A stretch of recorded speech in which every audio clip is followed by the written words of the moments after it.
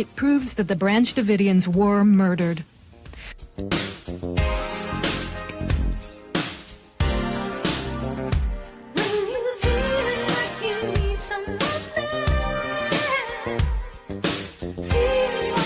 You can see that this tank has a gas jet on the front that shoots fire. You can also see the fire quite plainly.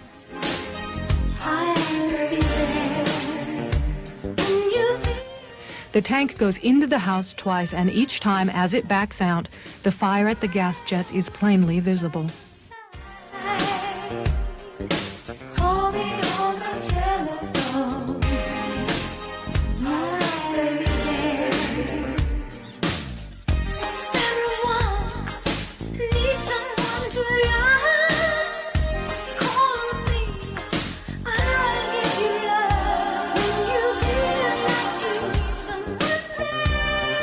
We must all do more to recognize and look for the early warning signals that deeply troubled young people send. Good morning, good morning. Welcome to the No Way Jose podcast. You are watching The Morning Dump with Jose Galison. This is our morning streams that we do where we just kind of, it's like a news roundup, sort of, the dump, if you will. So I'm dumping all this information on you. It's a little bit more unique in that it's just going to be kind of typically articles, Twitter threads, clips, whatever. It's mostly just stuff I saved in a bookmark folder and I kind of just go over with you guys. It's the morning dump in the sense it's, we're sitting down on the toilet going over the news of the day that interests us. So, if you've been a follower of my show, this will probably be things that interest you. So these are things that I saved that we would cover. Today we do have joining us later the Lectern guy, Adam. We both fucked up a little bit. For some reason I was under the impression it was tomorrow, and so I didn't send him the link till like really late, and he was like, oh shit, I didn't realize it was today either. So he'll be here in probably, 10, 15 minutes or so, but in the meantime I do have stuff I can go over with you guys. But while we wait for, the chat to roll in, all of you guys to come in, keep in mind this is a live stream, so talk to me, you guys. This is kind of just me shooting the shit with you guys. Think of it as we're sitting next to each other in stalls. We're both on our phone, reading the articles of the day. Maybe I have a newspaper, whatever, and we're chatting back and forth in the stall. That's what's going on here. So yeah, you feel free to talk. Keep in mind that's the part of the purpose of this is just interacting with you guys. It's a fun time. But while we do wait for more people to roll in, and then also Adam to get here, I do want to remind you guys that today's episode was brought to you by Nadeau Shave Co. If you're tired of that razor burn, the irritation, the ingrown hairs that come with that multi-blade bullshit, this is the way to go. Go back to traditional shave. You don't need the expensive nonsense. This is high quality stuff. You can shave just like your grandpa used to. Whether you're shaving your entire face or just edging up your beard, the single blades provide a barber-grade shave for a fraction of the price. The standard issue comes with the safety razor you see pictured and a box of 100 stainless steel razor blades. Keep in mind, this thing flips, as you can kind of tell by the design, so you can shave with either side. So, you have at least 2 shaves out of each of these. So that's, even if you shave every day, that's 200 days. For me, that's going to last me a lot longer. It'll be years before I run out. So they say $75 allows you to shave for an entire year. I don't know. It really depends on your shaving habits. So it's going to last me a lot longer. But if you're one of those people shaving the regular, you may want to consider the Quarter Shave Club. That puts you about 25 cents per replacement blade.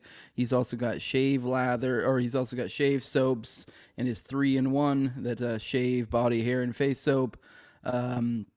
And then also, so use Jose at checkout for 10% off the entire order. This is a COVID mandate refusing company. This was born out of refusing the COVID mandate. Old Nadeau got the option to get the pokey poke or get the fuck out of the military, and he got the fuck out and he created this. So show him support for doing, promoting liberty and then also supporting people like me. It's also a really good product. So if you want to be able to support me in a roundabout way and get something physical out of it that, improves your life, this is the way to go. You get a better shave and cheaper. So there's no losing here. But yeah, let's check in, see what y'all have to say. Very good race this morning, everyone. From Tom33, good morning. Yo, says Jack Burton. Woo hoy, says Sneaky Sock. Good morning from the frozen tundra that is the mountain U.S. or Montana, U.S. from the Highlands Apothecary. On 1 to 10, how high were you last night on TG? I don't know, like a 6. It was mostly just a morning show. I mean, obviously this is all jokes. Not the morning show, the pre-show. That kind of by the middle show, it was pretty much worn off. It says, "Let's fucking go!" And then from Philippe Lemieux, good idea, a morning show. Yeah, so I'm glad you guys are digging it. I'm seeing some of y'all from X actually popping in here. I really feel like X is kind of the numbers are all made up, but I guess not. Seeing some of you guys are popping in here. All right. There is while we're waiting for Adam to get in here. I mean, this is a little bit recovering old territory, and I guess maybe for some of you guys, you probably don't give a shit. This isn't your cup of tea. I've probably covered this enough on this, but I did want to dig in a little bit more. I mentioned yesterday when we were talking about the Riconosciuto bomb or whatever that that this was in this book, and I didn't have it because my wife was sleeping in the room and I didn't want to grab it and wake her up. Plus middle stream, but I found the page today because I was mentioning to you guys how there was something specific about the one second, let me find the hydrodynamic gaseous fuel device. That was the name of the proposed bomb that we talked about. I believe we talked about it yesterday on the show. We also talked about Already Dead on Tuesday. So this is what Michael Riconosciuto, this like glowy of all glowies that seems like he got burned by the glowies, that he was claiming was used in the Oklahoma City bombing. So this is a kind of part of the old lore. Believe it or not, I am mixed on it as well because I've always found Riconosciuto to be hard to trust any information that comes from him because he's a disinfo op. Who knows? Is he legit? I don't know. Is it a mixed bag? Really don't know. But it is just kind of an interesting little aside into this. And it's given a little bit more substance when you get to some of the claims from the not the first responders, but from the eyewitness claims on the ground that seem to comport to something similar to this. So I'm going to re-go over this real quick. This will be about maybe a page of information. And hopefully maybe by that time Adam will be here. All right, the A neutronic bomb, or this is from the Oklahoma City bombing and the politics of terror by David Hoffman. This is been a while since I've read this one, but it's decent. It's a decent book. I mean, I wouldn't say it's like the book for it, but it's got some good shit in there. The A neutronic bomb, or hydrodynamic gaseous fuel device, was reportedly developed by the young scientist prodigy Michael Riconosciuto in the early 1980s while he was working for Hercules Manufacturing in Silicon Valley, California. The first bomb test at the Pentagon's secret Area 51 in Nevada apparently resulted in the death of a technician and injured several others due to the underestimation of its power. The project was reportedly compartmentalized and classified under the nuclear weapons category by President Reagan. According to a manual, a member of a public watchdog group that monitors military and nuclear procurement activities, the design would be particularly suitable for use as a cruise missile warhead where a non-nuclear charge is required that can reliably destroy a hardened target despite a several meters targeting error. Such weapons are designed as part of the Advanced Technology Warhead Program of Lawrence Livermore and Los Alamos National Laboratories. Ted Gunderson, who plays a part in this part of the story, because I believe this is kind of the Riconosciuto information, I think might be filtered mostly through Gunderson, which once again, Gunderson's another character. He was former FBI. A lot of people do point to things he did in the past, and they think he was also some sort of disinfo op, like a Fed that was sent to muddy the waters. I don't know. He's definitely said some stuff that, looking at it from today's perspective, you're like, damn, borderline a prophet, but might have looked like a crazy person at the time. So it makes sense he would get stuck with that label. But it is also hard to tell. I don't know. I don't have a strong opinion on that. So I know, for those who've been following the show a long time, know Tanya Yeeke's been on my show. She's a big fan of him. She was had a lot of interactions with him. Thought he was a great guy. So I don't know. And then I also have friends like Richard Booth who do think he glows like the sun, and I kind of agree.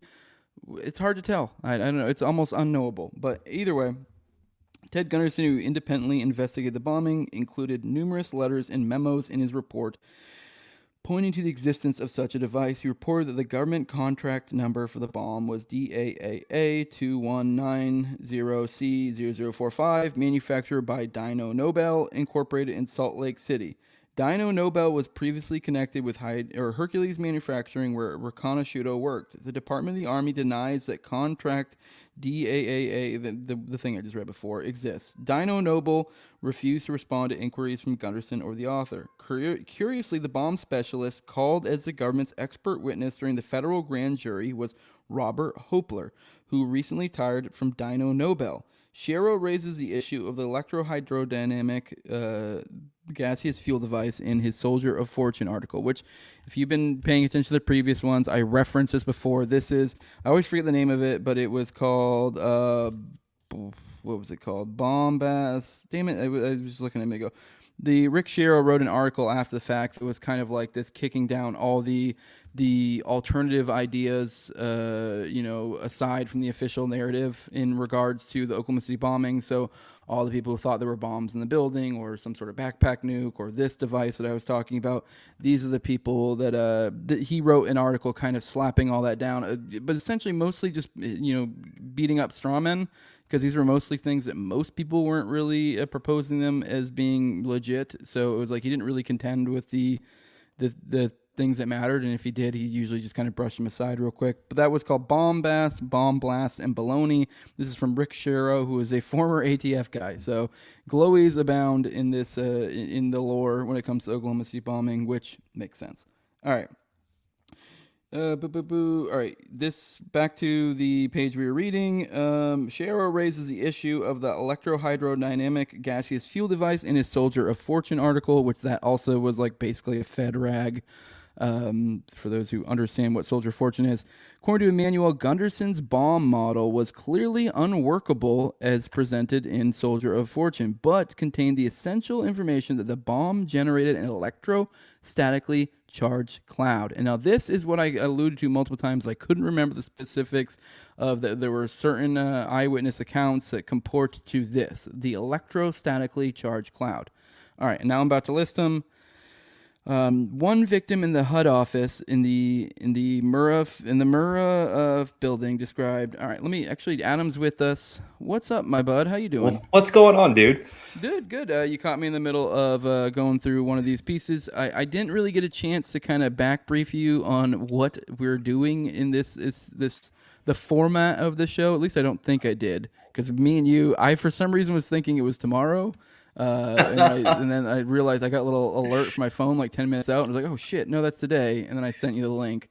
I had the same exact thing happen. I was on my way to go do jiu-jitsu and pick up 2 new guns. So I was like, oh no, let me turn around. So yeah.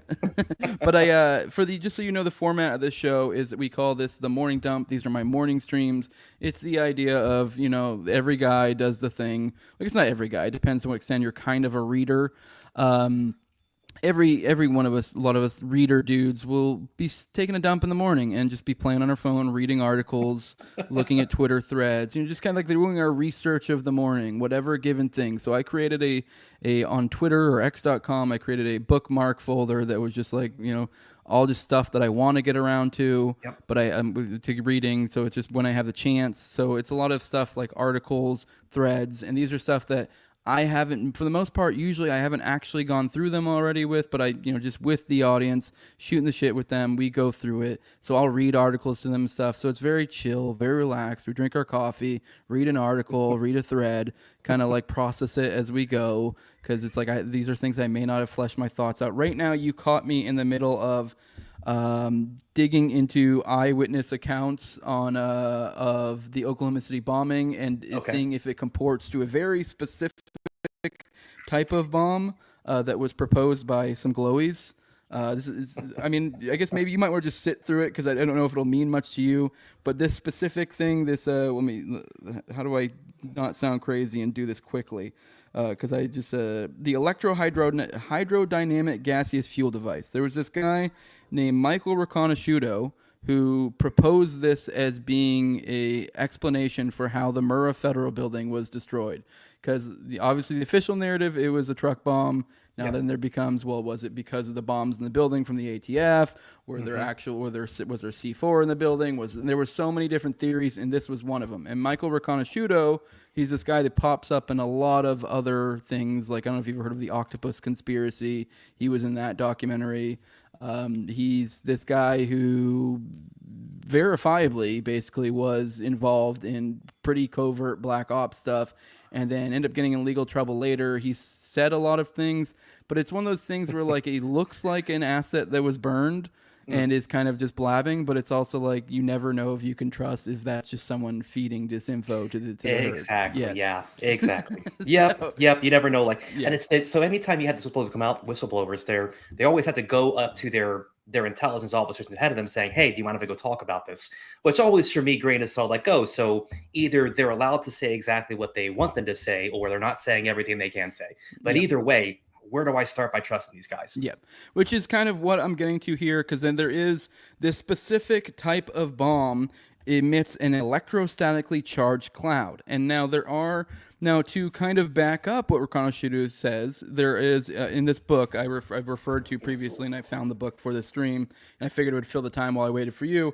The Oklahoma City bombing and the politics of terror. There's a whole section on the bombing information, and there's multiple eyewitness reports that seem to comport to some sort of electrostatically charged cloud. So these are things that we can use to kind of back up Riconosciuto's claims, which are dubious already because of the source, Riconosciuto. Yep. But this gives us something, and I want to be very clear, I'm not even saying this is the case. I just find it to be an interesting aside. It's something that comes up frequently when we talk about the Oklahoma City bombing. A lot of people who are plugged in know of Riconosciuto from other things, and they're like, oh yeah, didn't he have these crazy claims about this? And you're like, okay, well, here's the things that may give it some credence, and that's what we're doing right now. So you popped in right when I got to the portion of the reading, which is probably like 3/4 of a page of just going over the eyewitness reports real quickly. Let's do it. So one victim in the HUD office in the Murrah building described in a National Public or NPR interview on May 23rd, 1995, how she felt a heat wave and a static electricity charge immediately before the windows blew in. So essentially, just to give you a rundown real quick how this thing works, I mean, it's kind of spooked up, so we don't know exactly how it works, but this bomb supposedly essentially releases some sort of aqueous or gaseous explosive into the air and then ignites. So then it's like, imagine if you let propane leak into your house. Like you would you might smell it, it's not like a physical thing that you're looking at that lights. So this is a thing that permeates the area, and then there's some sort of ignition device that sets it off. And because of that, I guess it creates like an electrostatically charged cloud where some people can kind of feel it before it ignites. I don't know if it's like tempting tonight. All right. Dana Bradley, who lost her mother and 2 children in the bombing, said she felt electricity running through her body right before the bomb went off. Another victim, Ramona McDonald, which she's a key individual, and when it comes to Yiki, she's a big part of his lore, who was driving about a block away, remember seeing a brilliant flash and described the feeling of static electricity. It made a really loud static electricity sound. It sounded like a big swarm of bees. You could actually hear it. The next thing was a real sharp clap, like thunder. McDonald also described gold and blue flashes of light. Riconosciuto called his device Blue Death. Another survivor of the blast was quoted on CNN as saying, it was just like an atomic bomb went off. The ceiling went in and all the windows came in and there was a deafening roar. So there you go. There's some of them. I'm not going to continue going to it, but I remembered alluding to it on previous streams, and I was like, I probably should find it in the book. That way I sound less retarded, be like, I can't remember. Because there were, obviously I just mentioned multiple people who described some sort of electrostatic thing. So, all right. Anyways, this was something we run through before you got here, so I'm glad to have you here. I guess we'll do a little bit of kind of just normal talky talk back and forth like we do for these sort of interviews. I mean, I'm following up with you after, a recent election. So I guess just kind of what are your thoughts? Like, it's just kind of briefly. I mean, I know you're generally kind of a fan of Trump. I'm a little bit jaded on him, but I do think he's obviously in some ways better. But I don't know. I have my reservations. But either way, white boy summer has commenced. Well, I will tell you, I had not made an official endorsement this election cycle until they shot him. And then I was like, well, okay, I can endorse this guy. I can go through a handful of policies that he just weren't great. For the 2A community, the bump stock ban, giving the ATF basically domain over all 2A things that matter. It shouldn't matter. We're winning a lot of Supreme Court cases in that, so that's fantastic. There's a company called NAGR. It's a National Association of Gun Rights that have a lot of cases right now. So great people there.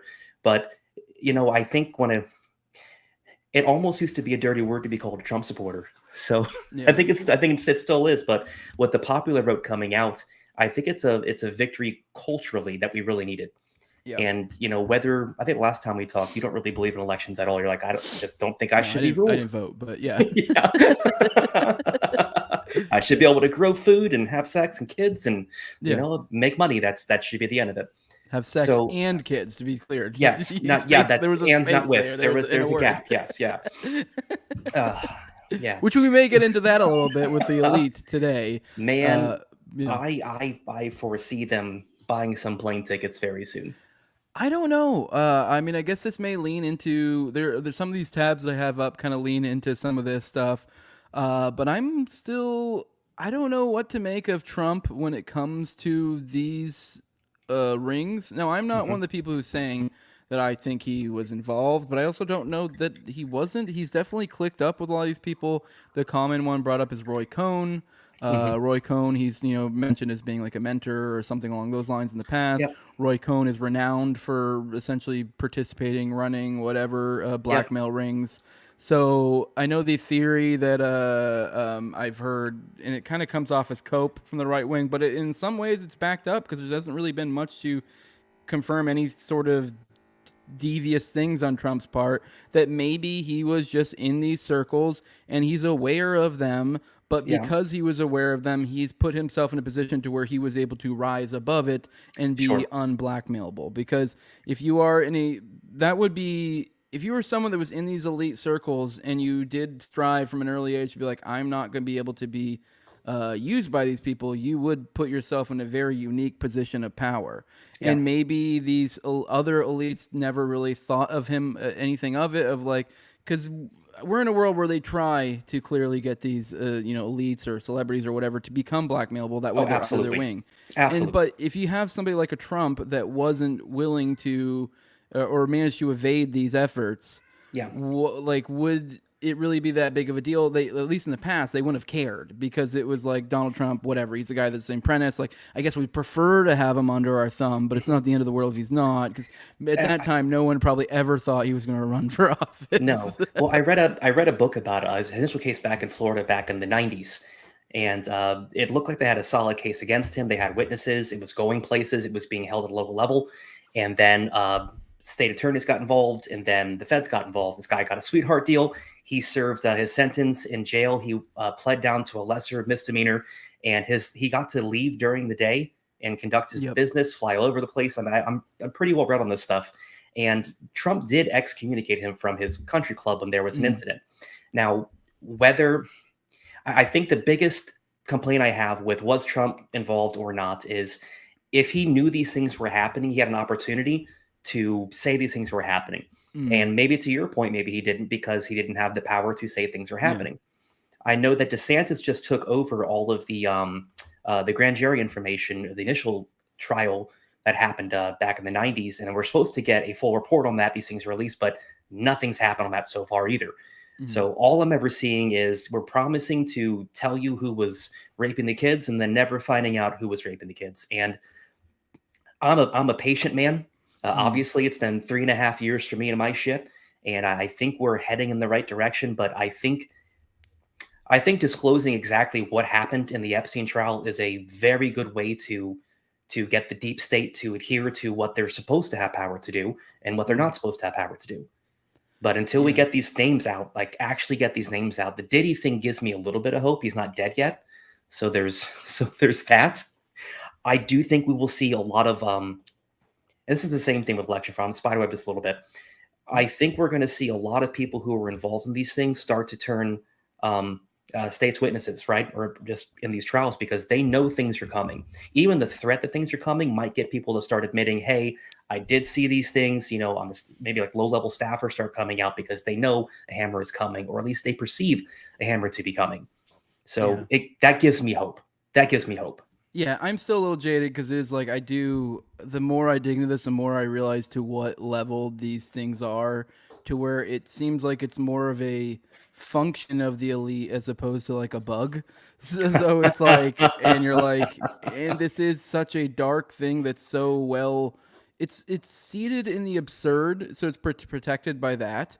And then on top of that, it's just like there is an ingrained little like protection racket here where it's like once you're part of it, you're like now you're incentivized to protect others in it. So it is like how do you break up this racket without without really running the risk of JFK in yourself? Because it's like I know like yes, okay, this is his last, go around, his last 4 years, unless he really embraces God King Trump.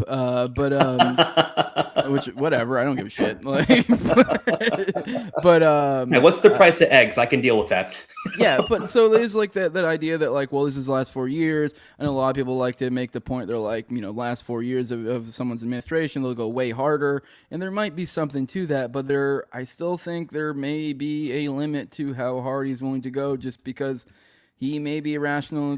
He's somewhat irrational human being. Now, to what extent will his ego just let him go buck wild, or maybe I don't really see him as being someone who would sacrifice himself in any overt way or any way that would really matter, but he is older and is so kind of like I could totally see like someone like myself, if I was in my like late 70s 80s or something, being like, and I had a unique opportunity to do something like this, and kind of like fuck it, like what are we gonna do, kill me? Like oh no, I lost a year. Like, where are we broadcasting to? What I don't want to get you canceled or have the video you can say whatever. It's a YouTube. It's going out on Twitter as well, and then it's going to my Rumble. So worst case scenario, I don't know, they nuke the YouTube and I just pull it. You could say whatever. I haven't really been censoring myself. I have tried to do the standard, like when we talk about, you change words to like CP or like PDF or whatever. I know, but I don't know. I'm not very good at it. I always end up slipping and fucking up anyway. So who cares? Well, to your point, he's in his late 70s now, and what does he actually care about? And I think it's his legacy. I think there is that vein of narcissism, and I believe that what his voters are asking him to do, if he doesn't do those things, if he doesn't follow through with what he promised, then his legacy will be tarnished. So from just looking at his narcissistic streak, I believe he will fulfill a lot of the things that he did promise.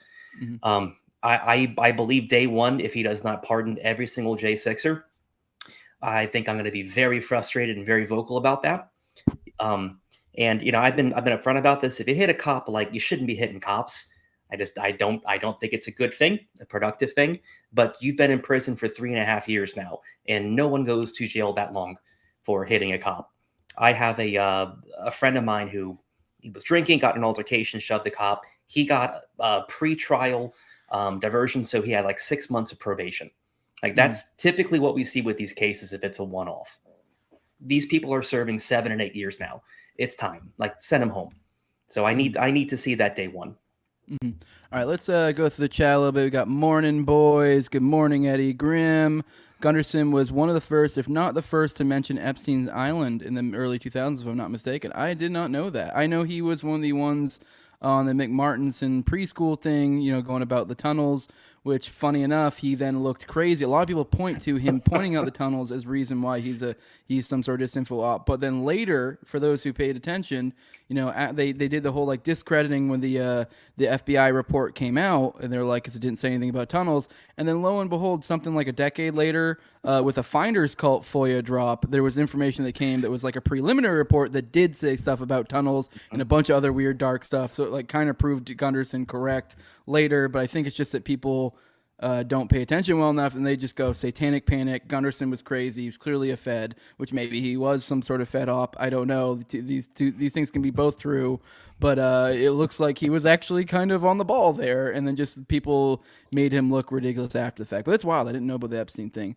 I got Mike MCA says Lectern guy is so undercover, super based. I love that he's such a fucking gun fanatic. In this dude rules. Glad he's been making the rounds on my favorite shows. Garrett brother. I mean, I don't know if that's a typo. Love what you all do, Jose. Thanks, bud. Yeah, he is pretty cool. And then I got Jose Palacios saying hello, everyone. I believe that the last name like that, it's probably a real Jose.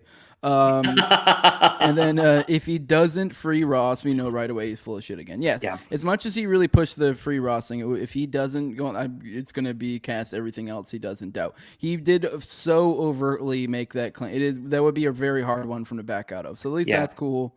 The Ross thing. I don't know your take on Ross. I think let him go. He was trying to find a new way to have an economy that was free of taxation. Great, fantastic. I'm all for that, right? Yeah. If I want to get Hitman on Wish.com, we claim to be a free market. Yeah.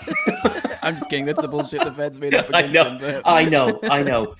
My thought. So, talking about Ross, right? The crypto bros are very, very much in for Trump. Trump, I believe, back in it was it 1920? They asked him about cryptocurrency, and he said, the whole thing's a scam. Don't buy into it. It's all this, it's all that. And, on the face of it, it does look like a scam. And a lot of people have lost their wallets to this. And that's okay. That's what investing in something looks like without securities, right? Mm-hmm. Without, the FAA backing it up. No, it's FIC. I don't know. Anyway, without it backing it up, you can't lose your money. There's no protection there. FTC, some fucking acronym. Yeah, some organization that should be shut down. So without these things, like, you can't lose your shit. But that's what investing is. Gambling. Investing is gambling. So if you have the nuts to go gamble, you lose all your money. Well, you put your money into a gamble. I have seen Trump now turn around and say crypto is good, and that could just be because he wanted to scoop up votes. But JD Vance has a hard on for crypto, and I think it's the future. I get nervous that the Fed wants to create their own cryptocurrency and kind of establish that as the new dominant way that we track dollars, because that's all it really would be, is tracking everything you purchase, everything. I use cash for almost everything that I can.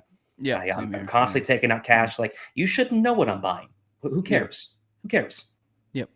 Cash, private sales when it comes to guns. That's the way I go. Armslist.com, baby boy. Yes, sir. I will meet you in a Kmart abandoned parking lot. I've seen some throw in the trunk parking lots. That's for sure. All right. Let's. I do have a suggestion from one of the listeners, because this is do want to remind you guys out there, you can tag me and stuff. There's a telegram, whatever. Find a way, and if you get my eyes on one of these things, whether it's an article, clip, whatever, I'll bring them up for the most part, unless it's fucking really retarded. And this one was like pretty decent. I didn't watch the video, as I pretty much am apt to not do, aside from rare occasions for these. But we have here, we have a Emma Vigeland on the Majority Report with Sam Cedar, which I never watched that, really. I know he's kind of a cunt. There's a vibe I get. But I'm assuming this is some sort of co-host or something. It says, Emma Vigeland starts crying because of what she thinks Trump will do to women's rights. Let's watch this clip. It's only 20 seconds long. It's 26 seconds long. So, let's see what this is. Let's do it. One thing I'll just get a little emotional about is it does, as a woman, feel pretty shitty. I feel like the humanity of women and their rights, no one cares. And I don't care. Even in the face of Trump. Have you tried not being a slut? We could solve all of this. Yeah, we could solve all of this. Yeah, the funny thing, though, is this is like the go-to. Like, this is all the only things I've really seen pushback-wise, or like really anything against Trump, has been all abortion, which it's like, I don't like, even if you're like a pro-life guy, I don't even really feel like Trump's all that pro-life. So it's like, I think he did the exact thing that should have been done. Send it back to the states, because the states will represent you. You get a chance to vote at a local level, at a state level, and figure out what your state wants to do. You don't want to live there anymore? Go somewhere where you can murder your baby in happiness. I don't care. I think Trump did the right thing by getting Roe v. Wade overturned, by sending it back to the states. And I think so many things should be done that way. Trump got the federal government out of the way for that issue. I think the thing that pisses me off the most is this is the only thing women show up to vote for, but they have a right to vote. Yeah. That's insane to me. It's insulting. I mean, I will be fair. I understand the argument that people make. I mean, typically it's obviously like it's tied up in usually very specific examples. Like I'm sure you've seen all the Florida ads of like for the voting, like, oh, this Amendment 10-year-old's 4, been yeah. raped and now has a child. Do you want to force them to have the kid? And you're like, Jesus Christ, dude. Have you not seen that? Heard that ad? I've heard it like No, I 20 have times. seen Oh, these. okay. I read Amendment 4. Actually, I've got friends who are Yeah. huge advocates against this thing. They've spent the past 6 months knocking on doors, passing out ads like this is not what this is. Amendment 4 is not that. And I thank God it wasn't passed because it put non-medical personnel in charge of who got to say you can have an abortion. Well, when? 9 months? Well, my tummy hurts. I don't think I want this baby anymore. Yeah. Oh, the baby's coming out on a Tuesday. Doesn't work for my schedule. Kill it. Mhm. This is a retarded argument. Look, I'm a 90s guy. I turned 40 in December. And I remember when it used to be safe, rare, and legal. And I was okay with those exclusions, right? You were raped, incest, life of the mother. Yeah. Look, go talk to your doctor. That's fine. But if you're waiting until 8 months to do this, like, well, now I feel like it's inconvenient. Go fuck yourself. Go fuck yourself. Yeah, that's kind of what I was getting at. Like there is an argument, in my opinion, when it comes to bodily autonomy. When it comes to, but the problem is, then they have this idea that it's like, okay, well then we can do it whenever. And I would say, logically speaking, that you might be able to make carve out exceptions for certain things. Because my thing is, it all comes down to, I don't know where you're at when it comes to rights. I think all rights are property rights. If you have any sort of consistent ideology when it comes to rights, it's all property rights. And it starts from you own yourself and it goes out from there. Now, people will say, well, I own myself, so therefore the thing that's inside of me, I can evict it or whatever, essentially. Like, this is my property. I no longer want it in it. But the problem then becomes, it gets a little bit more complicated when it's essentially something that you invited. Like, let's say I own a hot air balloon. If I go, hey, Adam, come on in my hot air balloon. I want to show you while it's on the ground. I want to show you what's in here. It's really cool. Look at this doodad. Look at that. And then I go, then all of a sudden I just go, Adam, I don't feel comfortable you being my hot air balloon. Get the fuck out. And like, if we're on the ground, cool. But the problem is if I go, hey, Adam, hop on this hot air balloon. And then we go, I'm like, let's take it for a spin. You go, okay. And then we go up in the air and you go, I don't know how I really feel about you being here anymore. I want you out. Now we're at an impasse. Like we are thousands of feet in the air, and it is necessitated by you leaving my property. It entails your death, and Now, I am effectively killing you. in this analogy, I think you're talking more about consent laws then, right? If Yes. we're really trying to do apples to apples, it's consent laws. And if you enact in a sexual activity, there is always a chance of you getting pregnant unless you finish on the face. That's the one way that you get out of this. That's what I tell my kids. You can't make her face pregnant. Yeah. So there is a way out of this every single time, and it's consent. If you engage in sexual activity, you are consenting to have a child. Period. That's the way that goes. That's how that works. The science is pretty clear on that. Yeah, I mean, it's pretty simple cause and effect here. Yes. So you are consenting up front every single time you engage in sexual activity, unless you've done things like you're taking contraceptives, you've had a vasectomy, all these things, right? You are removing the consent, saying, look, I'm doing this thing, but this thing actually can't happen because I put things in place so it doesn't happen. This is a personal responsibility issue. And I'm a 90s kid, safe, rare, and legal. I'm not great with those.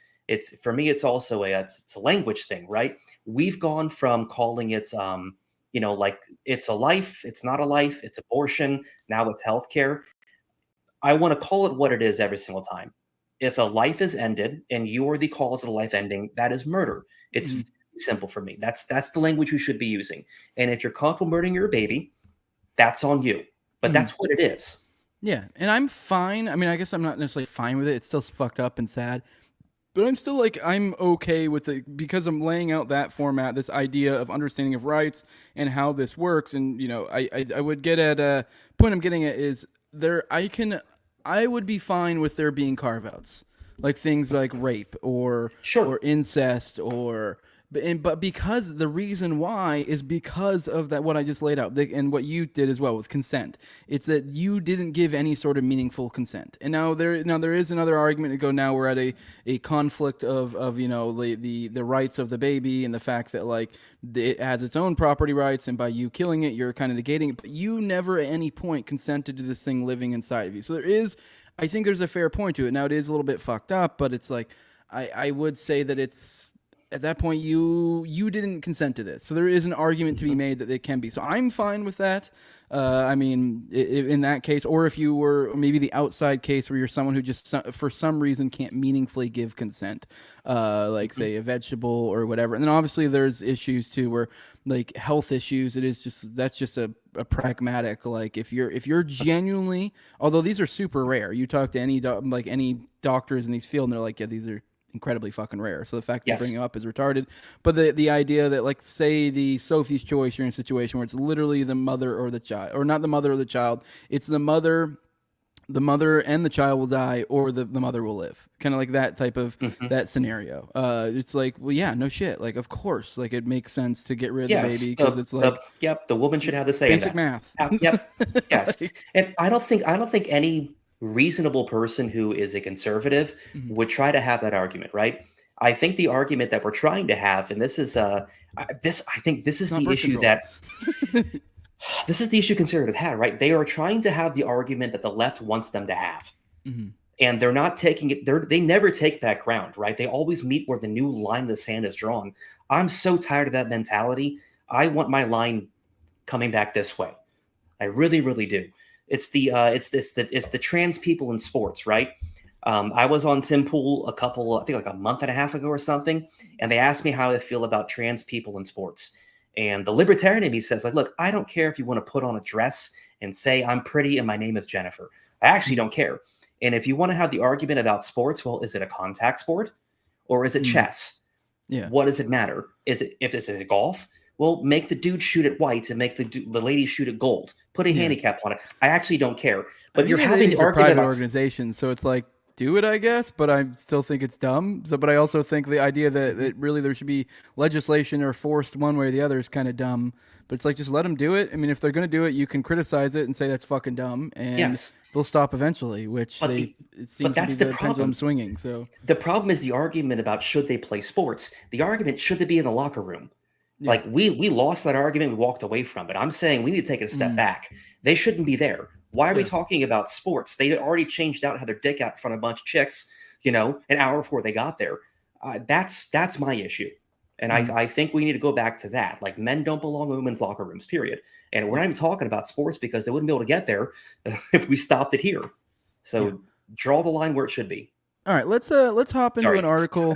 I have a Ken Silva article. This is typically what we end up reading here. My buddy Ken Silva, Trump shooting task force sends scathing letter to ATF in wake of election. The House task force investigating the Trump assassination attempts wrote to ATF Director Stephen Dettelbach on Wednesday to renew its demand for the agency's investigatory records. According to the task force, the ATF has only provided 5 pages of documents since its original request on October 3rd. Yep. The substantial abridged response letter is unresponsive to the task force request and is woefully insufficient in view of the task force request for physical documents and materials, the task force letter said. I'm going to scroll over that. That's just a tweet from Ken.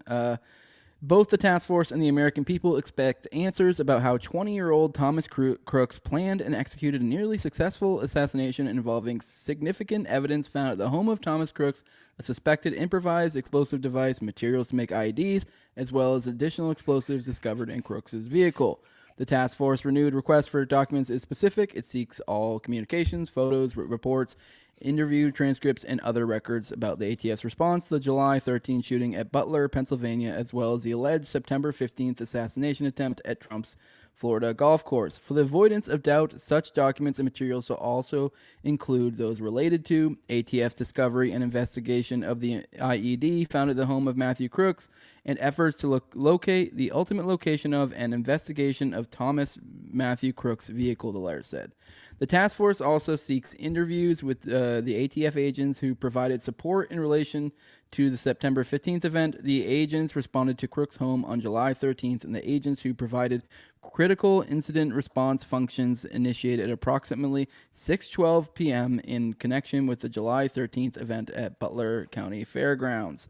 The task force request may finally yield answers for why an unidentified plainclothes ATF agent was at the Butler rally in his personal capacity, as the ATF told the Senate Homeland Security Committee. Recently released interview transcripts show that a Secret Service agent encountered that ATF agent before the shooting, but didn't question his presence or his credentials. According to the interview transcripts, the Secret Service site agent said the ATF agent approached her before the shooting with concerns about a bike rack that was used as a crowd barrier. Those don't work. Right? He was concerned that it might fall over, that people might, be able to get over it. And so then he kind of brought it to my attention. I was like, well, who are you? He said ATF, the agent told lawmakers, according to her interview transcripts. That's a little weird. He was just acting like part of the plan, and I didn't ask any further questions. Yeah, it's not your job or anything, I guess. It's not like you run security. I mean, at that point, I was just like, okay, I don't know, she said. I still don't know why ATF was there or who asked them to be there or what their role was, she added. According to the Senate's report on the Trump shooting, the ATF said the agent was there in a personal capacity. ATF told the committee that there was an ATF agent present in his personal capacity at the Butler rally on July 13th, but the ATF as an agency had no official presence at the rally and did not provide any security assistance before shots were fired. The committee has yet to speak with the ATF agent who was at the rally, report said.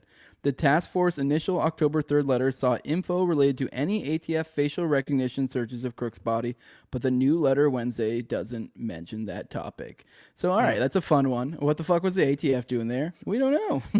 Does he live local is my first question, right? Maybe he is just a guy who lives down the road, and maybe Trump's going to be here. I'll stop by. But were there any dogs there? Yeah, no. Well, I think you took care of that. That would explain. That would explain why he was there. Yeah. I don't know what his reason is. It's just funny that like they haven't provided any information, which is the going trend. There's another article that maybe we'll get into in a bit here, but it's essentially the same thing about everything. They're keeping all the findings hidden. Most agencies aren't providing much. Like this is, you can apply deviousness here, but it's also in the same vein. These guys, it's a bureaucratic monster, and this is the kind of shit they do. So I mean, everything is a fishing expedition, right? And I think it kind of goes back to the fourth, where you have to have a reason to go after these people, right? You can't just like, well, he was there, so we should investigate. Is there probable cause? Like, what are you insinuating by a person being there? And this frustrates me to no end about the J6 narrative. Like, we know there were agents there that day acting in official capacity. We know now that General Milley had some type of involvement. Why wasn't the National Guard deployed? Because they were there. I saw them the night before. Where were they? Yeah. And we can sit here and kvetch about, government involvement. If they didn't have as much power as they do, if they were minimized, if they were stripped of being able to do this, we wouldn't have to have answers because they wouldn't be able to function.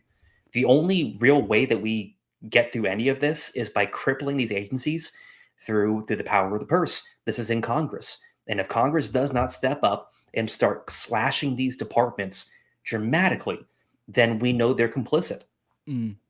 Yeah, it's wild. I know it reminds me a lot of OKC because it's like there's so many different fucking agencies running around, all of which pretty much had undercover agents that were somehow to some degree were in the know on things that could possibly happen. There was like ATF bomb squad that was out and about before it. There was ATF undercover agents in Elohim City, which has connections to bombing. There was SPLC informants. There was CIA assets involved in the lore. There was FBI, and it just gets.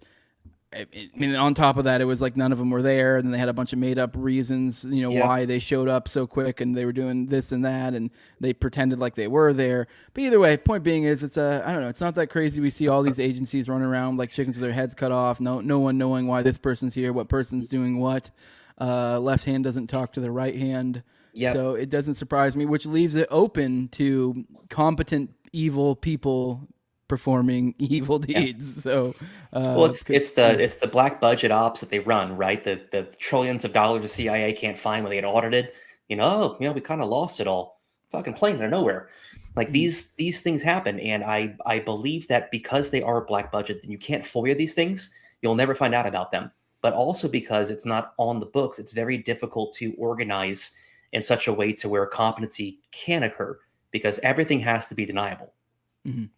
All right, we got another thing to go over here.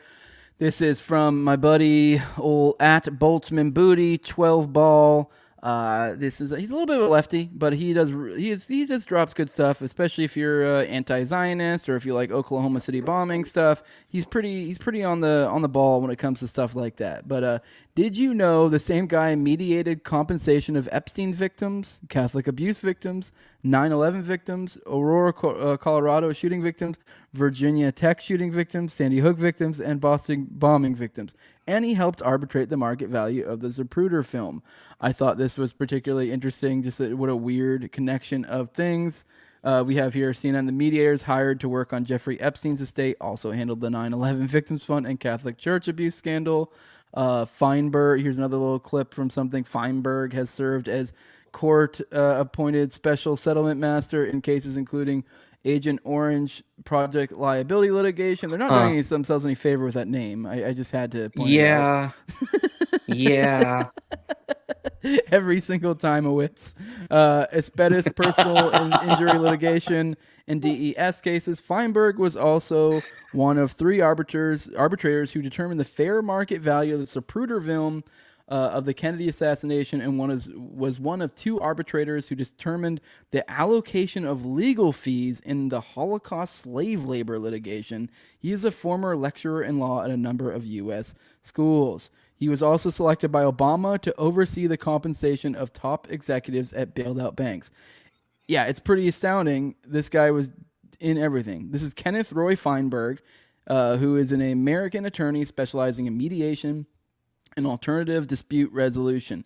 He served as the chief of staff to Senator Ted Kennedy, special master of the U.S. government's September 11th Victim Compensation Fund, and the special master for TARP executive compensation. Additionally, Feinberg served as the government's appointed administrator of the BP Deepwater Horizon disaster victim. Is there anything this guy was not in? Right? Oh my God.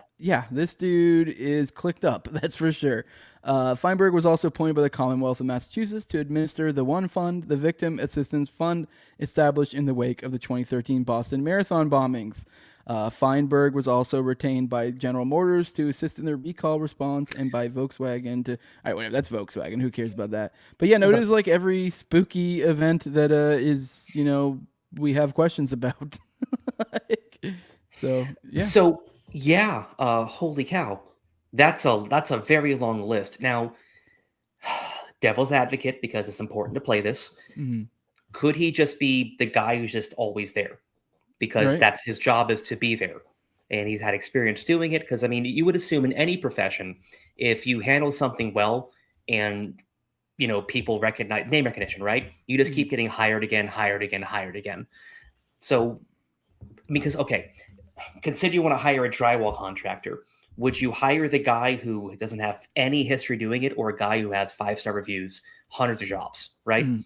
So or there's the guy that won't tell that you put C4 behind the drywall. Exactly.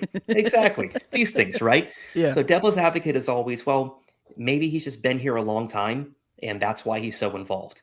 Mm-hmm. Yet, and however, every single one of these incidents they're red flags to anyone paying attention, and that, to me, what makes me have pause. Mm. Yeah, definitely a weird one. Let's go through Project Monarch thread. Have you ever really heard of Project Monarch? Are you ready to be a little bit disturbed? I do. Yeah. Let's go. Actually, I'm looking through. Yeah, let's do it. Project Monarch, which I do want to let you guys know tomorrow. I think tomorrow I'll do this. Here's Eye of the Chickenhawk. This is a very disturbing book, but if you do want to understand, especially the kind of things we were talking about earlier when it comes to like trafficking networks, especially particularly related to children, this is a great book for it, and it goes over the Dutroux affair, which I'm not sure if you've ever heard of that, Adam.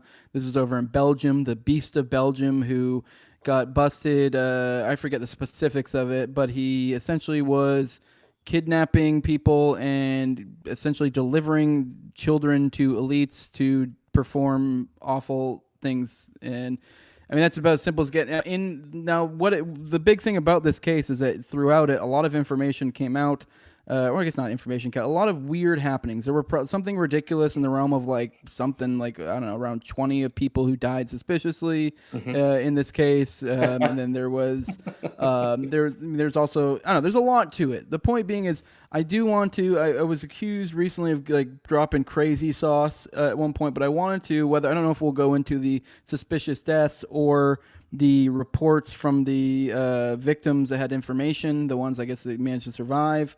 We'll probably go into that a little bit. Or maybe we'll go in the north. I think maybe I might be mixing up the North Fox Island stuff as well. So maybe some of the reports from that, which is kind of like an old-timey Epstein Island that type thing that a lot of people have forgotten about that happened a few decades ago prior. But either way, I'll probably be going into that tomorrow, providing receipts essentially to kind of back up that no, this isn't crazy sauce. This is shit that happens. This is, unfortunately, there clearly is some sort of economy for deep, dark things, and it seems to be fairly exclusive to those that rule above us in shadow. So, what I understand about it is the three largest profitable, black market games are it's kids, guns, and it's drugs. And kids are the least profitable of the three. And by finding people who are buying these kids, doing unscrupulous things with them, they can then take on the second and first issues.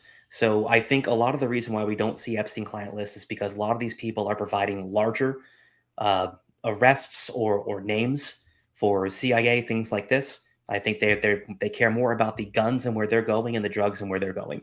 Now, whether they do anything about to stop it or not, maybe there's compiling lists there. But from what I understand, the reason they are soft on child trafficking is because it allows them to find larger people up top. Yeah, and also on top of that, there is for example, in that book, there's a whole section on snuff.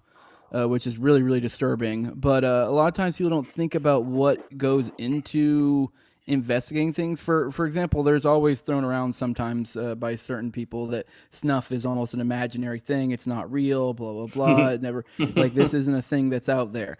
But when you start digging into it, it's like, well, there isn't a ton to confirm. There is, but it's like, so far as like actual, like, silver bullet type stuff, there's not a ton of stuff out there. There is a lot to, imply it out there. You read this book and you will be like, oh, it's definitely real. But the problem is for anyone to investigate it, the way that they worked is, allegedly these snuff films were created by commission. So like it wasn't like something that like some entity would create and then go after the fact and sell it. It was they would have select buyers that say, I want this, and in this film I want X, Y, and Z. And so, but now you got to think about it from an investigatory perspective. How can you as a cop or any agency whatsoever expecting to somehow bring this to court later literally pay someone to kill and do incredibly awful things to someone? Like, how do you attain this tape that is proof of what you're looking for without doing something monstrous in the process? Exactly. Like how? So that's kind of the perfect little veil they create here where they're able to kind of get away with this stuff. Yeah. So, yeah. All right. We have nothing. This is from Nothing to See here. It sounds there's a Q in there, so I'm assuming he's a Q guy. I don't know. Either way, Project Monarch. So obviously take some of the stuff with a grain of salt. But at the same time, we were talking about some of this stuff earlier, and it's like, I don't know, these Q guys about to be busting some nuts if stuff pops off, because this is all the shit they've been talking about forever. But this is talking about Project Monarch, which Project Monarch is essentially an offshoot of MK Ultra. Now, MK Ultra is one of those ones that's like well established. Monarch is probably a little bit. There's definitely things out there. I'm not an expert on it, but I do know there's definitely like stuff out there that I believe basically confirms its existence. But this is one of the ones that's a little bit more shrouded in mystery as opposed to MK Ultra. Although MK Ultra is shrouded in mystery like a motherfucker as well. But all right, let's get into it. Project Monarch, mind control, the perfect crime. I'm going to attempt to do this justice. My wife was trafficked, and a lot of this I know of firsthand. Project Monarch is the missing gap that is often overlooked when trying to understand how the enemy operates. They have completely perfected the art of making undetectable mind control slaves. They have been more careful of their monarch symbolism as we've caught on, but if you look carefully, it's still out there. All right, when we get to symbolism stuff, I don't know. I mean, this just seems like Bitches just love butterflies. Well, I mean, so there's a whole fashion psychology ideology. You know about this? That they actually have done studies. You can look into this, and you can. How much of it is it just like, we're going to make a bunch of like, butterfly ads and it's going to be a thing and people will buy these fabrics and everyone will buy the same thing, because if everyone's buying the same thing, it's more profitable because the cost to make the same thing over and over again goes down based on the number of people buying it, right? Just very simple economy thing. So maybe they just wanted to push butterflies because everyone invested in butterfly fabrics and hats and purses. Maybe it's just that. I don't think that it's a fashion trend. Maybe at the end of it, maybe it's just that. It's just a fashion trend. Yeah, I just typically don't put a lot of stock when people start talking about symbolism, because I mean, I do think that I'm not saying there's not truth to it. It's kind of like people get into like numerology. Like, I'm sure the elites do have preferred numbers, and there definitely is some weird occult stuff going on, but it's like trying to read that, like read, like you see something happen and trying to decipher that information through it, you just end up getting into really, really crazy schizo territory where like, well, what this means is that 90% of every female who liked Limp Bizkit back in the 90s has a Monarch tattoo on their lower back. I guarantee it. Yeah. So were they all sex trafficked? Yeah, probably. Fred Durst's at the center of this. I knew it. Yep, old Clinty Poo. Monarch programming is a continuation of MK Ultra. If you're brand new to this, Project MK Ultra was a CIA project that was started in 1953. Basically, it was an experimentation with LSD and psychological torture in order to brainwash its victims. A lot of the experiments were performed on citizens in psychiatric institutions, but I won't go too far into the weeds on that. MK Ultra was a huge conglomerate, and many sub-projects fell under its umbrella, including Operation Midnight Climax, where the CIA used women to seduce CEOs of companies and other important men into sex acts. If you don't know what Operation Paperclip it is the absorption of Nazi war criminals into government projects. Some of them ended up being hired for research by the USG. This is what Project MK Ultra actually was, as it appears to me. It was a continuation of Operation Paperclip. The OSS, which became the CIA, continued the work that began in Japanese and German concentration camps. Fitz Springmeier said this about the infamous Angel of Death, Joseph Mengele. The most significant programmer, perhaps one could give him the title of the father of Monarch programming, was Joseph Mengele, an ex-Nazi concentration camp doctor. Thousands of Monarch mind-controlled slaves in the U.S. had Dr. Green as their chief programmer. The MK Ultra experiments were not only used on adults, but also for very young children. Because this is a key part of Monarch, is that they're essentially trying to, the long and short of it is they're trying to use, what's it called? Dissociative techniques when it comes to mind control, essentially creating separate personalities within a person.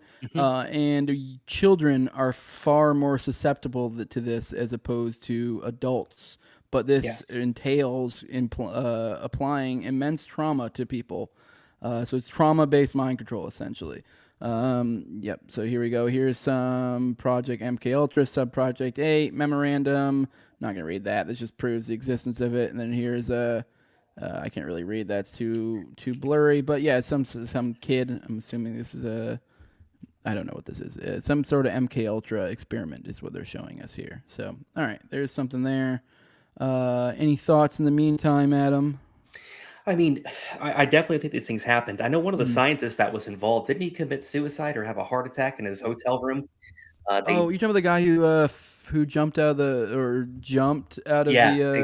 hotel. Yeah, that was, I forget his name. That was well, he reported going to a party like a few months before where they gave them all like really high doses of LSD, and this guy went to go report on it, and he jumped out of a window afterwards. I mean, these things did happen. They absolutely did.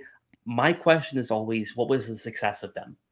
Right? Because we were doing a lot of stuff. I still think we're doing a lot of stuff, but I want to know, were they successful? I know there's a lot of we have tons of studies about behavioral therapy and how can we actually change a person's mindset? Can we make them do different things? Can we break habits? And it's damn near impossible. We don't really have confirming studies where we can actually change people in the way they are basically wired. So I don't know if 60 years ago, when we had less research on it, if they were able to actually make these things happen, because we can't even make them happen now. It's kind of like the moon landing, Yeah. I think they can. I think there have been borne out that this does work when you dig into it. And I do think this is technology that's been utilized for centuries. That's just been essentially made more scientific during this era. Sure. So I think, I think if you take someone and you subject them to immense trauma, you can manipulate them. Now, am I saying you can get the perfect Manchurian candidate? No, but you can make people primed to do certain things, essentially. Yes, that's okay. So we're definitely in alignment with this. It's manipulation is the word I think would be better used than mind control. Manipulation is definitely something you're capable of doing. We see it happen with people every single day of their lives, right? Abusive relationships is very easy to manipulate someone to do something they probably shouldn't do. Probably the best thing to do, but there is that reward that comes from it, right? If I do what my husband says, he's not going to beat me today.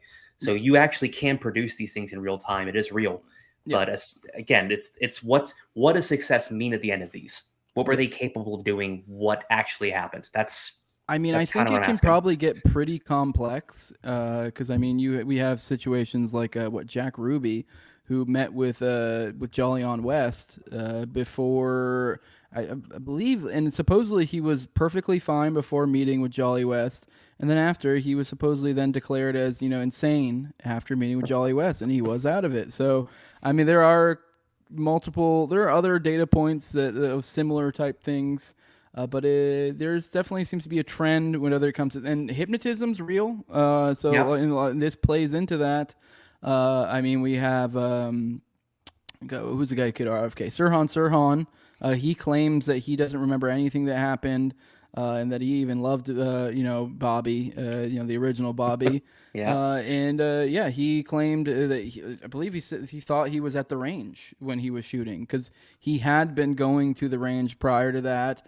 There's things to imply that maybe there had been other people bringing him along places and kind of programming him over time, and so that when the moment happened, it's once again this is kind of a prime example of manipulation because let's say. This is all theoretically. You take somebody like Sirhan, you take some glowy or somebody and, hang out with them, foster a relationship while doing subtle little hypnotism things as throughout the relationship. You take them to the range a few times. You put in some subtle tells here and there, whatever, fucking shit you got to do. And then when the time comes, you snap your fingers or whatever. And now... Oh, he's just back at the range like you guys had done 100 times, and you've programmed this, rote thing to just happen like it had done every single time, and he's just back there at the range, and bam, bam, bam, bam, bam, bam, something like that, Pavlov for humans, Yep. Mm-hmm. All right, we got Fire Pixie says Frank Olson. That's the one who jumped out of it. Thank you, Fire. Book The CIA and Mind Control in the Search for the Manchurian Candidate by John Marks. Yep, that is a good book. That is one people... I need to get around to reading that at some point. That is one of the ones people point to when they talk about... This is one of the original books written after the fact of MKUltra, I believe. They said they only need one out of every 1,000 to work, right? Yeah. And then even then, what does work mean? That may be different for each thing. So say with something like a Sirhan, like that might take a lot more work. Whereas maybe you or if you want to just vaguely make someone more prone to violence or whatever. Another book, Hypnotism by G.H. Estabrooks, 1944, one of the original MKUltra psychologists. And there have been doctors. I would, for those interested, Aberration in the Heartland of the Real has a really great portion that goes into this stuff. You read that book and you'll come away like, oh, this shit's real. Now, what does that mean? That can mean all sorts of things. There were doctors who claimed they were able to get their clients or patients or whatever to regress to a point to where they would refer to him as their father. That is where they were at mentally. It's pretty. You take someone and you subject them to awful things while being. Especially if you have a little bit of intelligence about you when it comes to manipulation, or have things you've referred to that show you proper methods to use. I don't know. I think you probably can do a lot with someone. If I had someone in my basement and I was trying to evoke certain responses out of them, and I was completely willing to do whatever, I'm sure I could probably figure out some things. So, yeah. Well, I've seen. I've seen hypnosis in real time. One of my family members, I won't, say who it is because internet, but I watched him go under it and he has no recollection whatsoever. So I'm definitely not saying it's not a real thing. Yeah, it's definitely a real thing. Yeah, and then we got I know BDSM trainers that can command verbal orgasms so the body can do wild things. So that's terrible. What's their number? Yeah, that's gross. And then Fox and Son says, I'm a certified hypnotist. It's absolutely doable. Yeah. I mean, there's a lot of weird cases too, especially some of these like tangentially related to MK Ultra docs. There were multiple of them that were abusing their power, doing stuff like essentially effectively raping women and stuff like that. So there's all sorts of crazy stuff you can do to manipulate people. Creating a hypnotic anchor and a post-hypnotic suggestion wouldn't be that difficult. Yeah. All right, back to this. Monarch mind control was named after the monarch butterfly. The monarch butterfly learns where it was born and passes this knowledge via genetics to its offspring. This is one of the key animals that tip scientists off that knowledge can be passed genetically. The Monarch program is based upon Illuminati and Nazi goals to create a master place in part through genetics. I mean, there's a lot of, I feel like, assertions that I don't know if are really backed up, but whatever. Yeah, although the Illuminati is real. There was a Bavarian Illuminati, so yeah. Sorry, go ahead. No, so generationally passing through ideology, that's not a real thing. Yeah. I mean, that's a nature versus nurture thing, right? Oh, you mean like nature, genetically passing on? Is that what you're trying to say? Yeah, Yeah, I mean, if knowledge can be passed genetically, which it is, I mean, I guess it depends on what knowledge you mean. I think there's probably a barrier there. I don't know. I mean, obviously, there's animals have instincts that are in play. That it's a nature versus nurture, but there's evolutionary things, where it's like, we babies. There's a study. Babies can actually manipulate their parents with their cries for when they're hungry or when they need to change. They've actually shown this. They know how they cry at different frequencies, and to tell the parents either I need to change or I'm hungry. Yeah. So I mean, there are things that are embedded, evolutionary within us that for our survival, that's a real thing. But knowledge, like preference based on race and who should live and not live. Yeah. It says basically a lot of people could not handle monarch mind control. It was learned that certain bloodlines of traumatized people would need to be used in order to be effective. These groups of people would have passed on dissociative identity disorder, at least the ability to associate while under trauma to their children. The farther the bloodline stretches back, the stronger the ability. Now, I'm completely talking on my ass here, but I do vaguely recall some sort of something at some point implying that there might be certain things that can happen to your life that can unlock certain genetic things so that it can be passed on, but I'm really talking on my ass. So maybe there is something to the fact that you could apply a fuckload of trauma to someone and then that could pass on genetically. I don't know. Sounds really, really, really weak to me. Although I would say like bloodlines, now this comes down to nature versus nurture. If you do have a traumatized individual, like you applied some sort of trauma-based mind control, and then now they have a child, I mean, there might be some sort of way to apply a generational thing to this, to where now you're essentially enlisting this person to perform what you did, because hurt people, and so you're kind of creating a generational effect to some extent, and there might be something to that. Maybe there's a way you can utilize this effect to your advantage depending on what you're trying to get. I don't know. I'm very stretching the ability of trying to justify this. This is what I studied, so this is actually my degree. Yeah. The problem is you can't really test this and you have an outcome that you could say is there's evidence this exists, right? You would need a twin study where both of them grew up in a home and one was subjected to trauma, one was not. Sounds and very ethical. That's the problem, right? Yeah, exactly. Yeah, there's ethics boards, there's the IRB. You can't really do this study, post 1950. Yeah. So it's difficult to do this. Like you probably couldn't. And if we look at twin studies now, ones that grew up in the same home versus they were separated, you've seen these things where they both ended up doing the same things, and because they're twins, whether they're fraternal, or they're identical, it's different. But you can't pass on an idea, right? You can't pass on an idea like kids. Okay, I have a bunch of kids. They all wanted to put their hand into a fire pit. Yeah. Every single one of them wanted to play with fire. How long has it been since we've created fire, right? If we're talking about evolution and a timeline, why do all of my kids want to put their hands in the fire and play with fire? At some point, that should have passed on. Fire bad, and that's apolitical. That's apolitical. Shouldn't that have passed on if we can pass on these things? Yeah, I agree. I think this that little bit of that thread was a little dubious. I mean, I think there might be something to if the powers that be do utilize bloodlines or individuals. Now there might be people who are genetically more predisposed to Yes. trauma-based mind control, so maybe that's where the bloodline aspect comes into. That it's like obviously that's going to pass on genetically. So if you're Yes. looking for these people, and you could almost create breeding programs of what you're looking for if you get that carried away with it. This is getting into CRISPR technology. There are introns and extrons for DNA protein cycling. And there's obviously a way, if we could isolate, there are certain behavioral patterns that exist within certain codings. You could absolutely use CRISPR technology to create these things and emulate these things. There was a study that was done on WBATME. It was pit bulls for aggression versus other animals. And there is a certain aggression receptor that it's not that they're more not that they're predisposed towards more aggression. It's that the inhibition of taking in these aggression receptors is just larger.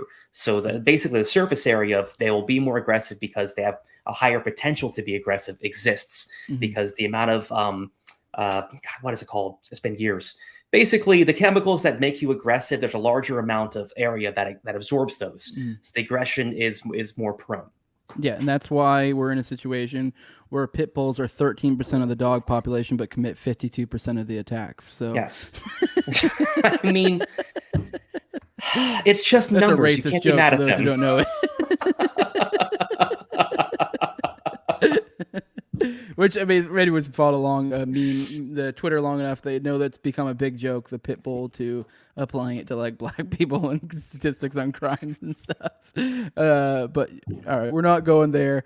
All right, the programmers seek the compartmentalization of their subject's psyche in multiple and separate alter personas using trauma to create disassociation.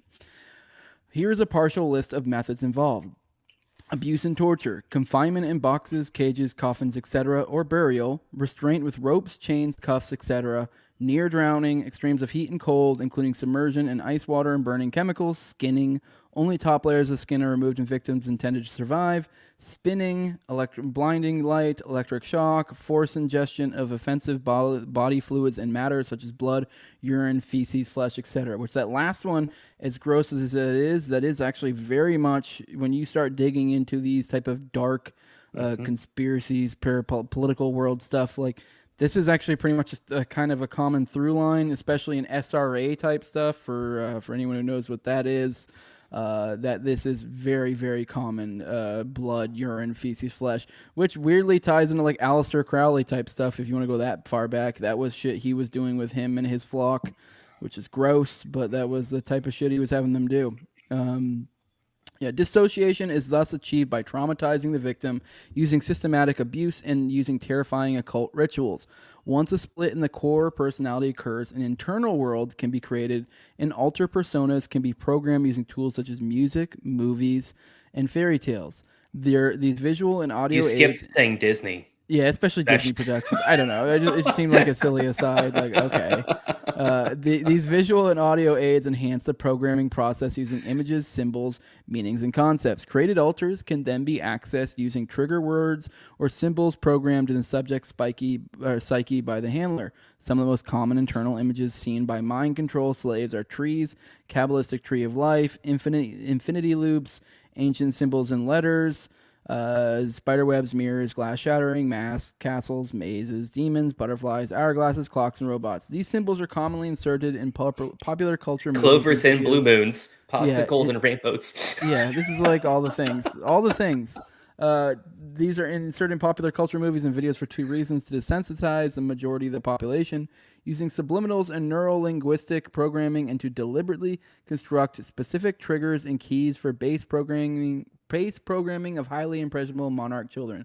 Now, I will say the second half of that, I do kind of, as earlier, kind of roll my eyes a little bit, although I will give them that there is some truth to that. I do think there is something to the fact of symbols being used in popular culture and as a calling card for this or that, which I believe may have talked about this in the last Already Dead, where we kind of were talking about the idea of when you read this book, The Eye of the Chickenhawk, and it kind of goes into all the methods that these people used to... Actually, no, we were talking about a Nephilim Death Squad, where the methods Love that those these, guys. yeah, Top and Raven, yeah.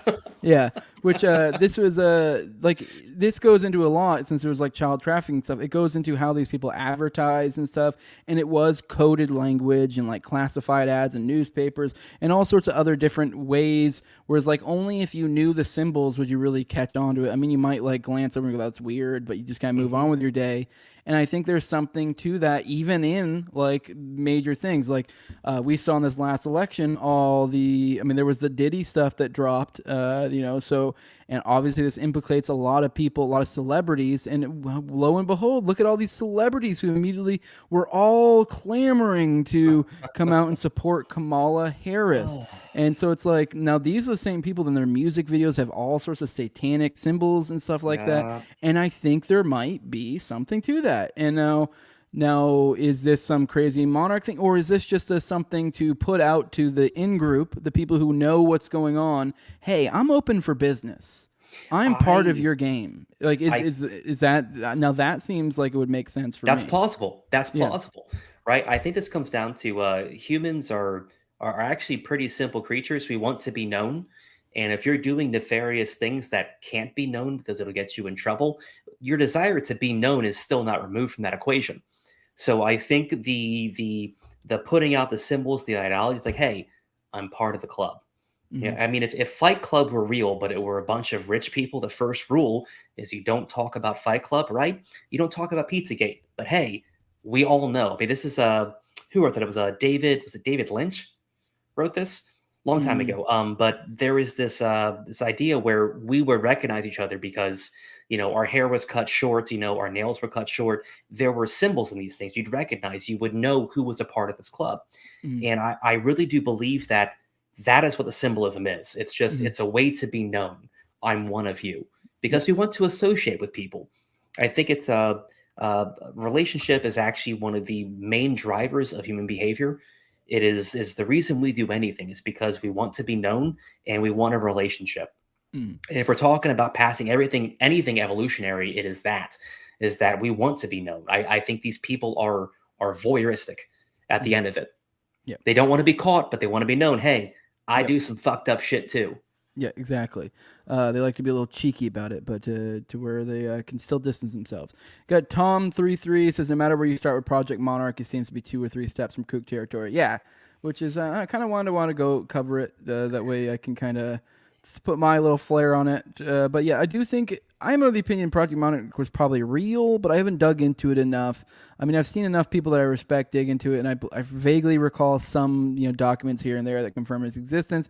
But it's even more shrouded in mystery than MK Ultra, so it becomes a lot of people take great liberties with how they break it down because there's not much. So each level of programming is named after brainwave frequency.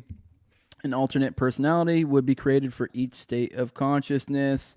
Alpha is within the base control. Personality is characterized by extremely pronounced memory retention, along with I think we've got enough of this. I'm gonna scroll through this real quick. We're getting a lot in the weeds in this. The insane reality splits a person.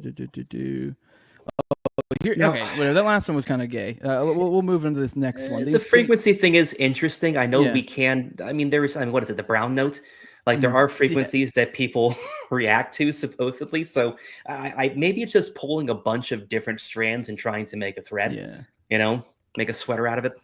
I don't know. It's like, I guess whatever. Fuck it. We'll read it. A brainwave frequency, an alternate personality could be created for each state of consciousness. Alpha is within the base control personality. You said you sort of studied in this realm, so maybe this was I don't know what you studied specifically, but I don't know if this is in that realm of things you studied. So there are theories that different frequencies can produce human behavior, right? And it's not, we don't have control over it. So the brown note's probably the most well-known one. Yeah. You've heard of this. There's a frequency that makes you poop.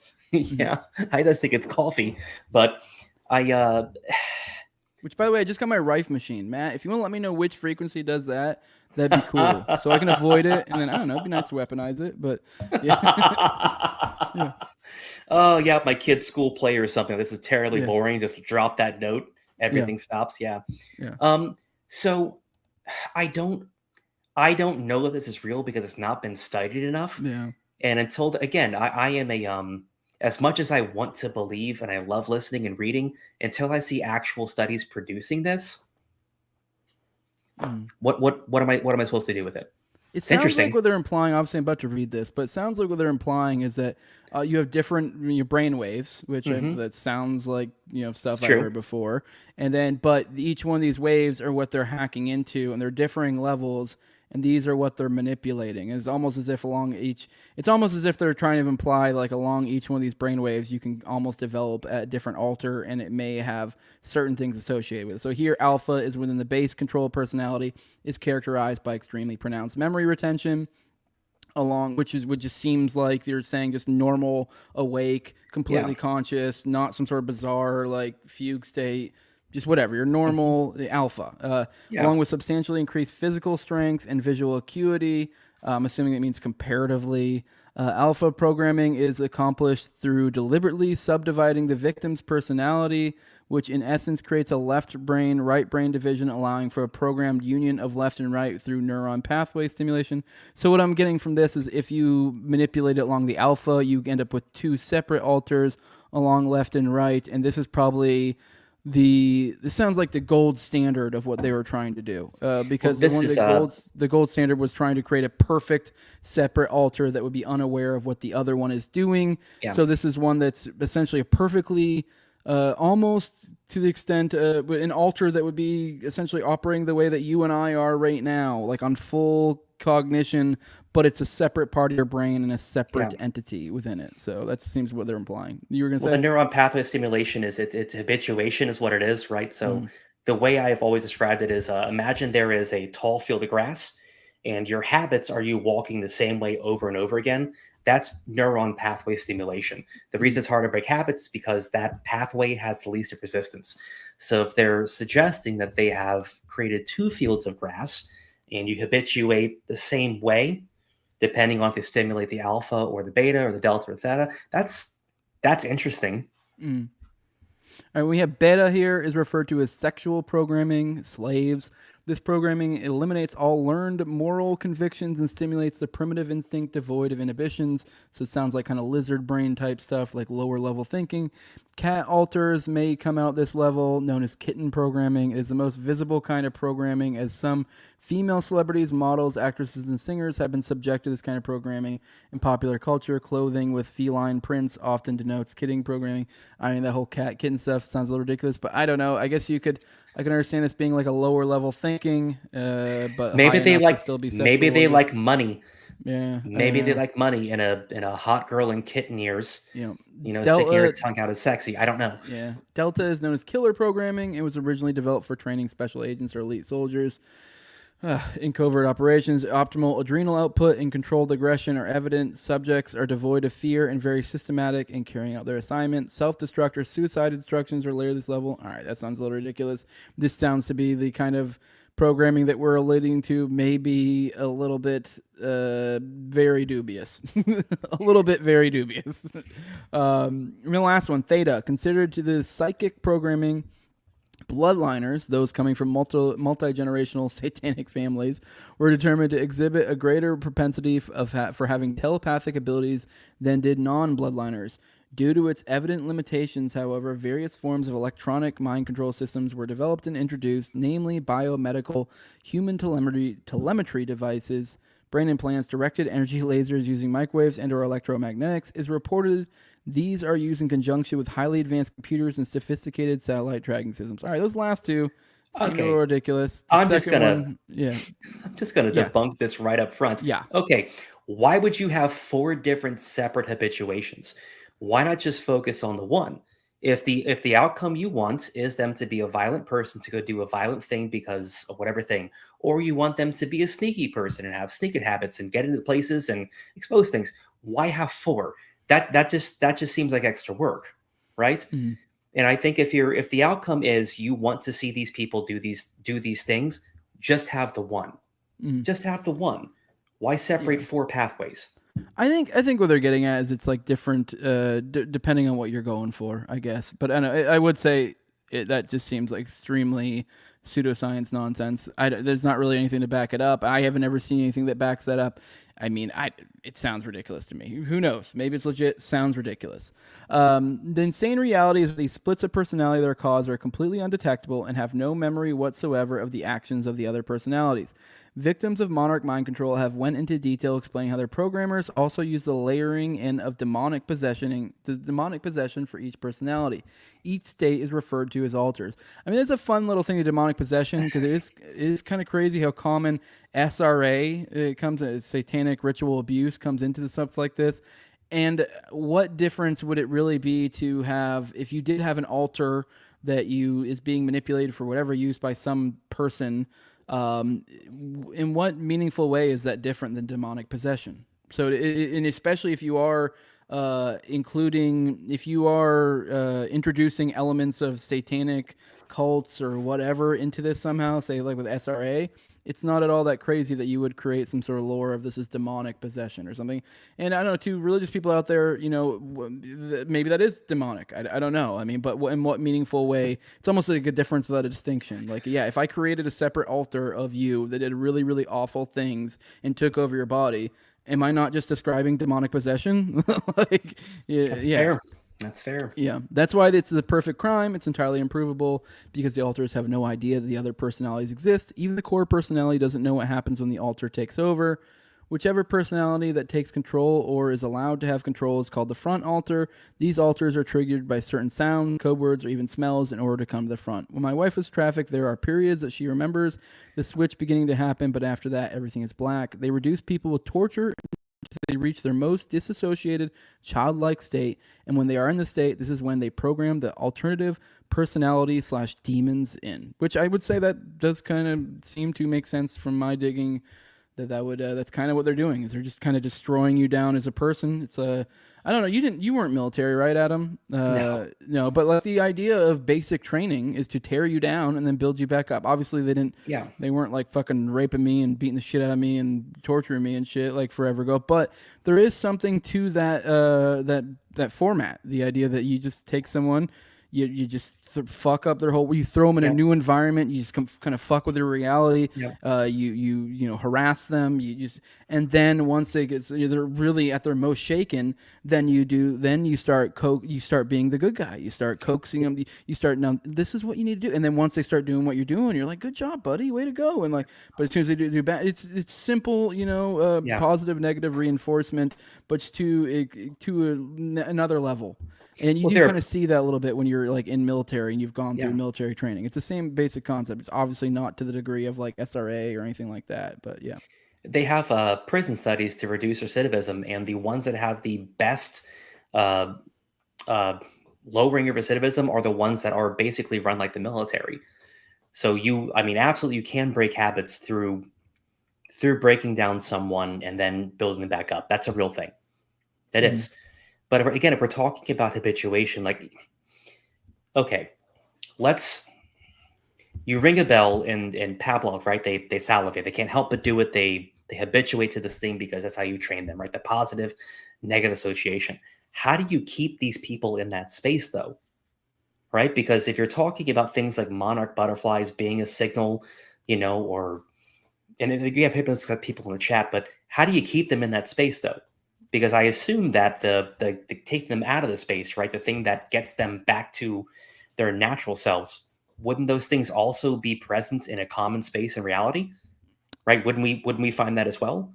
Is there just one person who holds control over them? Like, how does that actually work? I would assume any sort of triggers that create this effect would be probably you'd want it to be something very specific.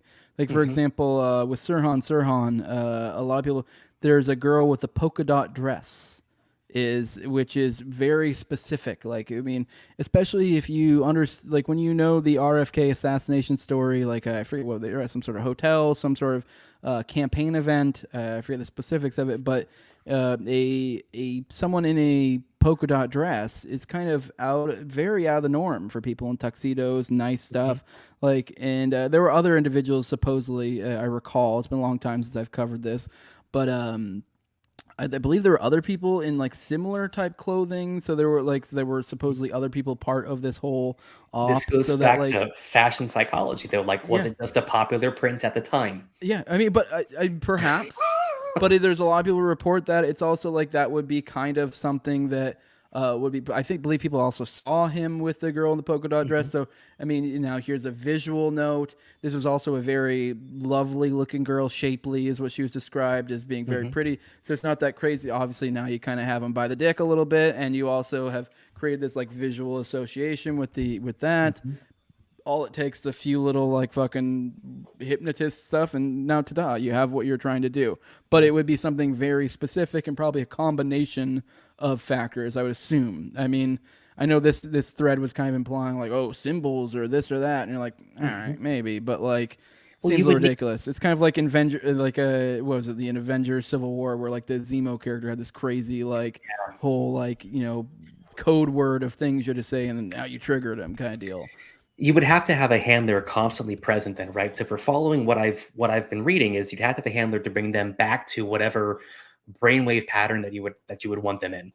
So they would have to be someone constantly present. So maybe instead of looking at the people who were accusing of being these things, like project assets, would be better to look at the people who are near them most frequently. Who's is it managers? Maybe we should look at managers for musicians, like maybe just rabbit holing this. Maybe that's the thing we should be looking at. Yeah. We have Fox and says somnambulism / theta, the level of deepest trance and hypnosis / meditation. You are very open to suggestion. Why a lot of regressions for abductees are refuted due to the person being led by hypnotists. Okay. And then he says you can leave a trigger for a certain area, doorway, sound, color, smell, person.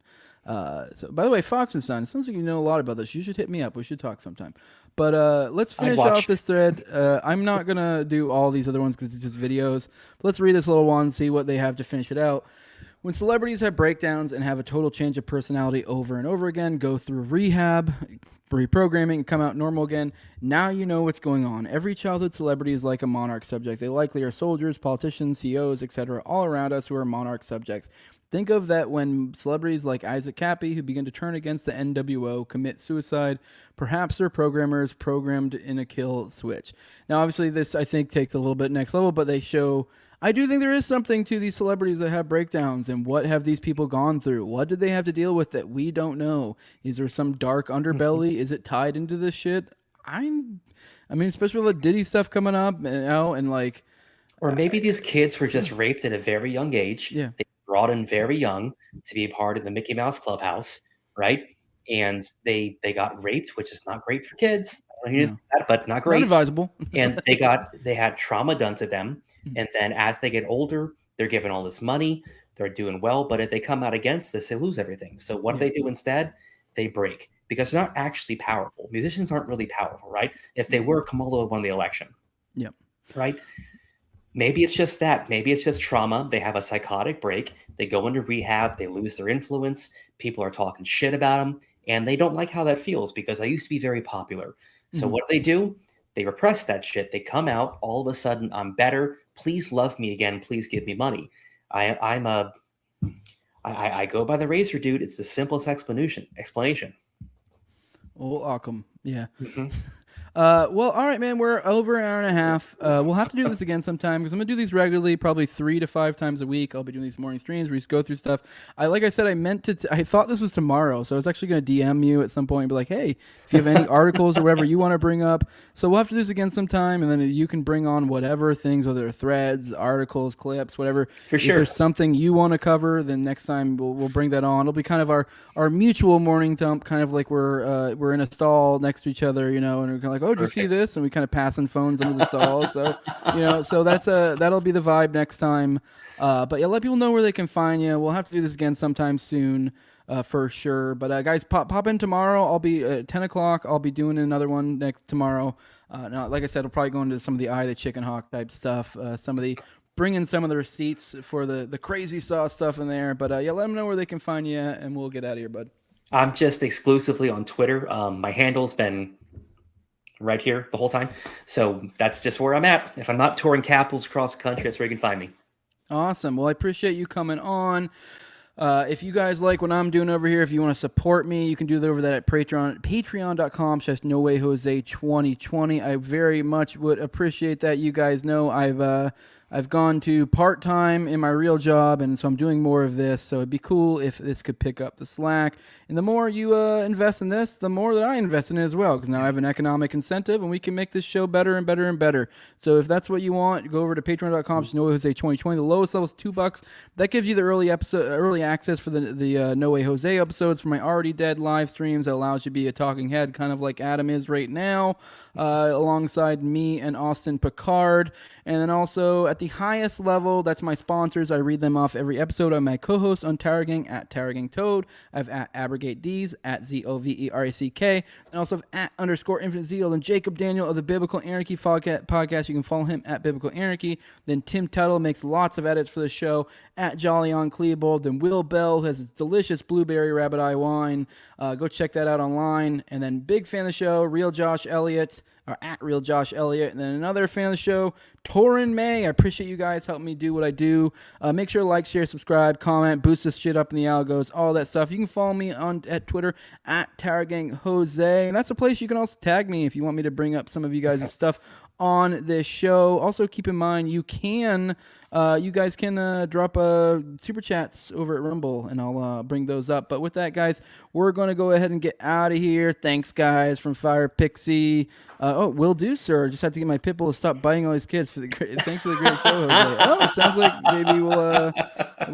maybe we'll do some sort of, I don't know, MK Ultra type thingy, or to that way maybe we can break down a way for people to understand it, because it's really hard for a retard like me to try to break down how this MK Ultra stuff. But I've read enough to where like makes sense in my head, but like come up with the words to explain to others. Hard. All right. Thanks, boys. Matty Graham. All right. We're out of here, guys. Show up tomorrow, 10 Eastern. Also, I have Austin Picard on tonight for No Way Jose. That's behind the paywall, so just for the patrons. But we're finishing our Watergate series tonight. Hope to see you on over there. It's a live stream for the patrons. But with that, we are.